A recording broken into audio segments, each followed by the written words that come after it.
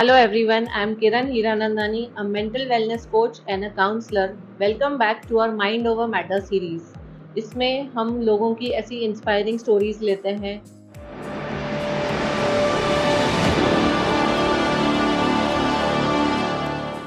So today we have an incredible personality, Suchita Bansod ma'am with us, who is a special mom, special educator, and who is a founder of Equira Multipurpose Foundation. And she has dedicated her life in making a difference of hearing impaired individuals.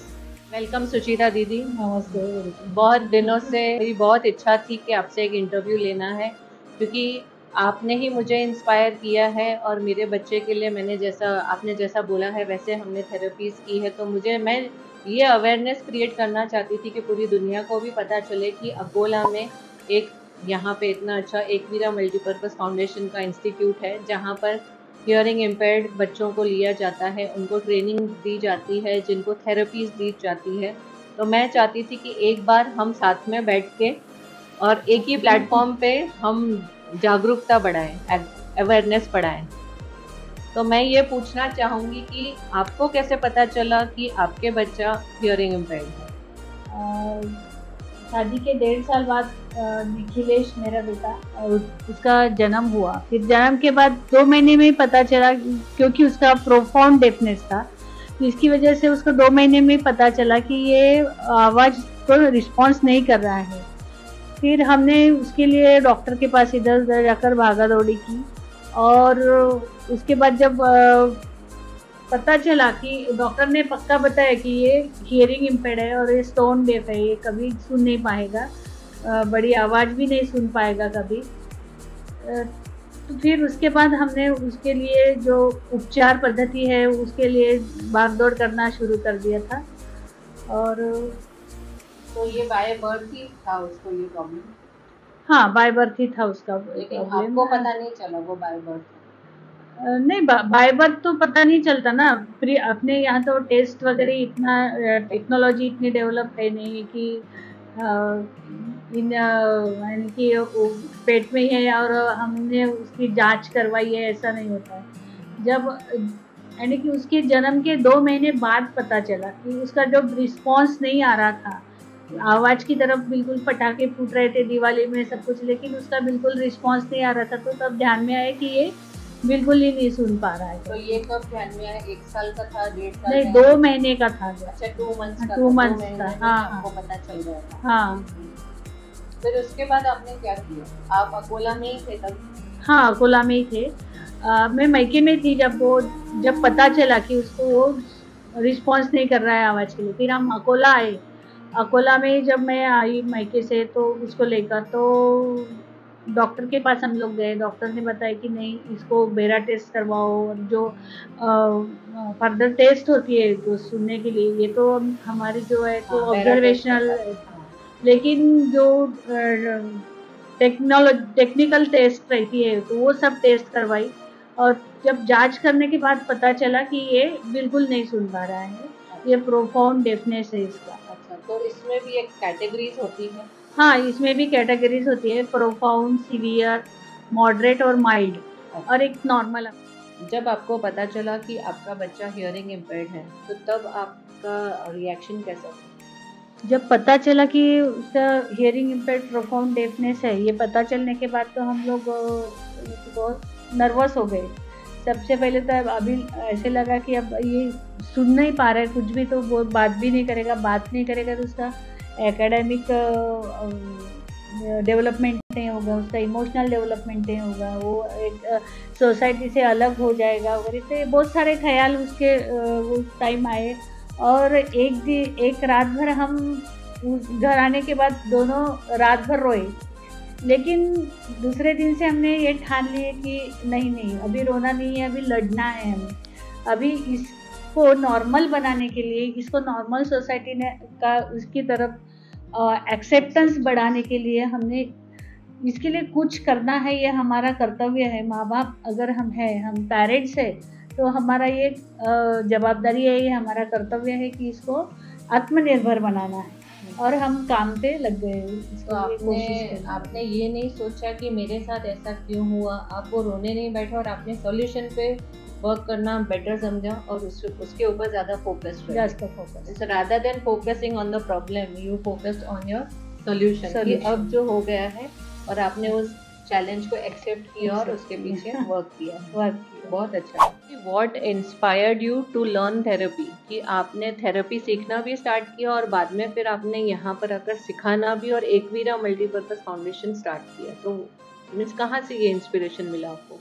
Inspiration मुझे मैं निखिलेश को लेके जाती थी, जो हमारा India में renowned centre है CSED करके।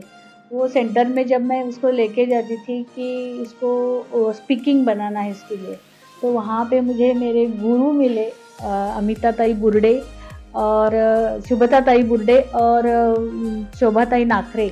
उनसे उनका डेडिकेशन देखे इन बच्चों के प्रति, उनको उनकी एक अंदर से ये जो रहती है कि नहीं मुझे इनके लिए कुछ करना है, तो ये सब उनका डेडिकेशन देख के मैं भी उनसे इंस्पायर हो गई कि नहीं मुझे भी, मैंने बीएड किया है, मैंने इसमें कुछ एजुकेशन एक्वायर किया है, तो मुझे भी इनके जैसा डेडिकेशन देके इन बच्चों के लिए कुछ करना चाहिए।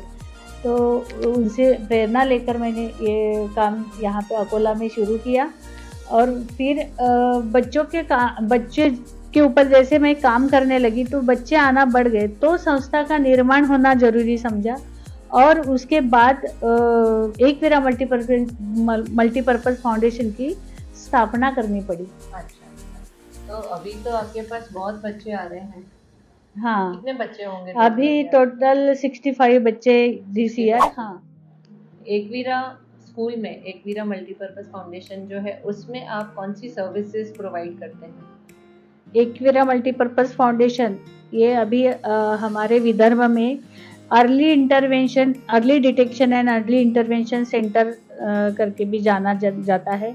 यहाँ पर सबसे पहले बच्चों के हियरिंग टेस्ट की जाती है। हियरिंग टेस्ट के बाद उनका फैमिली काउंसलिंग होता है। फैमिली काउंसलिंग के बाद उनका हियरिंग एड फिटिंग वगैरह होता है। उसके बाद उनका वो ओरल जो ट्रेनिंग शुरू होता है, hearing speech and language training शुरू होता है। स्पीच एंड लैंग्वेज ट्रेनिंग के बाद उनका प्री स्कूलिंग और प्री स्कूलिंग के बाद प्राइमरी स्कूलिंग, पूरा एक बेस फाउंडेशन जो है उनका पक्का होने के बाद उनको मेन स्ट्रीमिंग किया जाता है। तो कहाँ तक है आपका स्कूल? प्राइमरी स्कूल जो है थर्ड फोर्थ कितने फोर्थ तक, फोर्थ फिफ्थ तक भी बच्चे बाद आप उनको नॉर्मल स्कूल में भेज देते हैं? हाँ। अच्छा। उनका एंट्री एज के हिसाब से उनका बाहर जाने का एज तय होता है। अर्ली एज में अगर बच्चा है, 10 महीने में अगर बच्चा है तो वो फर्स्ट स्टैंडर्ड से भी मेन स्कूल में जा सकता है। लेकिन कुछ बच्चे 4 साल आफ्टर 4 इयर्स आते हैं तो उनका बहुत लॉस होता है, जो लैंग्वेज का, हियरिंग का। तो वो सब एज अप्रोप्रिएट डेवलपमेंट करने के लिए टाइम लगता है और वो क्योंकि उनका ब्रेन प्लास्टिसिटी एज जो है वो खत्म हो जाता है। और फिर न्यूरोप्लास्टिसिटी की एक एज होती है, क्रिटिकल एज जिसको हम बोलते हैं। तो वो एज खत्म होने के बाद उनके ऊपर ज़्यादा प्रयास करने पड़ते हैं, ज़्यादा एफर्ट्स लेने पड़ते हैं। लेकिन फिर भी बच्चे age appropriately after 5th standard से मेन स्ट्रीम में जा रहे हैं। ये हमारा सेंसरी रिसोर्स रूम है। सेंसरी रिसोर्स रूम ये यहाँ पर सब सेंसरी टॉयज है और सेंसरी बोर्ड्स वगैरह जो लगे हुए हैं, ये सब सेंसरी इंटीग्रेशन के लिए। बच्चों में अगर सेंसरी इंटीग्रेशन नहीं होता है तो बच्चों में जो एकेडमिक यानी कि जो भी कोई लर्निंग प्रोसेस है वो फास्ट नहीं होती है। तो लर्निंग प्रोसेस फास्ट होने के लिए ये सब जरूरी होता है। तो यहाँ पर ये सेंसरी पाथ है, यहाँ से बच्चों का अलग अलग सेंसेस मिलते हैं जो ब्रेन तक स्टिमुलेशन जाता है उनको। और ये सेंसरी टॉयज है, ये सेंसरी बोर्ड है और ये सेंसरी लाइट भी है यहाँ पर।